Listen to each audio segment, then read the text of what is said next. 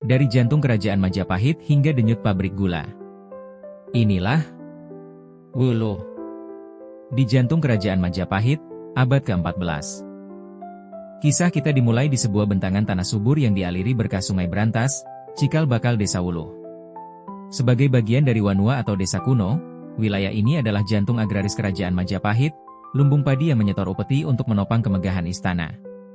Alur penyetorannya berjalan terstruktur, dari petani ke pejabat desa atau disebut romo, lalu ke pejabat regional, hingga diterima oleh bre atau penguasa wilayah sebelum disetor ke kas raja. Wuluh termasuk pada wilayah Bre Kahuripan, di mana pada masa itu wilayah Bre Kahuripan mencakup Mojokerto, Jombang, Sidoarjo.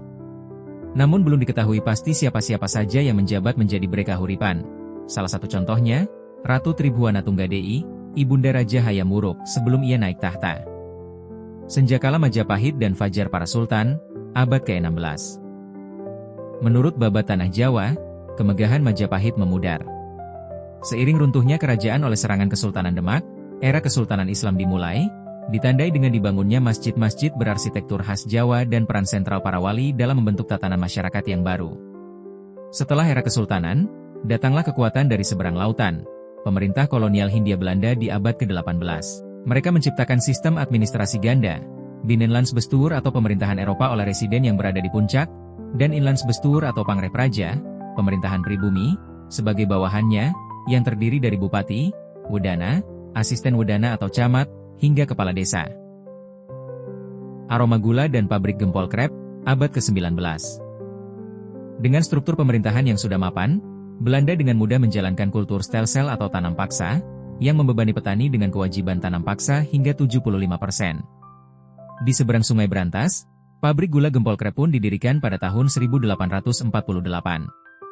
Tanah Wuluh yang subur, yang dulu menumbuhkan padi untuk raja, kini dipaksa menumbuhkan tebu. Urat nadi besi di atas Brantas, awal abad ke-20.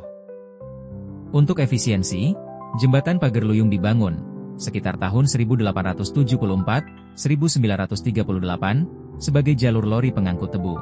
Rel-rel lori ini seringkali dibangun berdampingan dengan jalur irigasi kuno, menjadi urat nadi yang menghubungkan ladang Wuluh dengan pabrik di seberang sungai.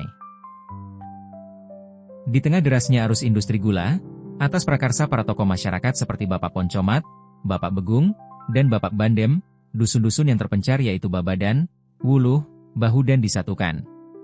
Maka, pada periode ini lahirlah secara resmi pemerintahan Desa Wuluh, yang statusnya masih berada di bawah struktur kendali pemerintah kolonial Hindia Belanda.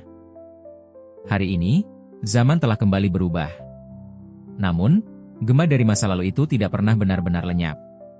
Di seberang sungai, pabrik gula gempol krep secara luar biasa masih terus berproduksi, menjadi salah satu pabrik gula tertua yang masih beroperasi.